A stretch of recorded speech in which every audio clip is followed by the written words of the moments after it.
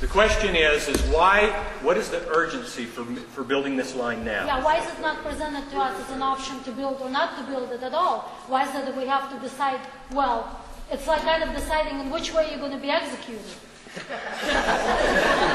Right on. Right on, girlfriend. Ed, I know I didn't. Ed, do you want to talk about that? Let me speak to that. Unisource Energy is under an obligation at the state level to provide service to customers in our service territory. The Mercator mine is in our service territory. We have an obligation to serve it.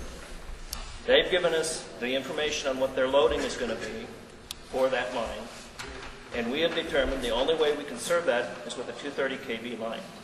A 69 kV line, the existing line, is not sufficient to serve that load.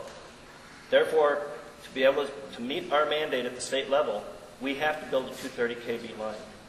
The whole intent of this process is to try and determine the best place to put that line based on public input, the needs of the company, the needs of the customer, and balance that all against environmental concerns. And that is what the ACC State Siting Committee, the whole process that we're here doing is related to balancing environmental issues against need for a project. The state has already told us, this is your service territory, you have to serve it. The customer has told us, this is what we're going to do there. We have a load that you need to meet. We've determined the only way to do that is with the 230 kV line. So that's why we're not here saying you have the option of a line or no line. We need a line somewhere. What the purpose of this is to determine where it should be routed.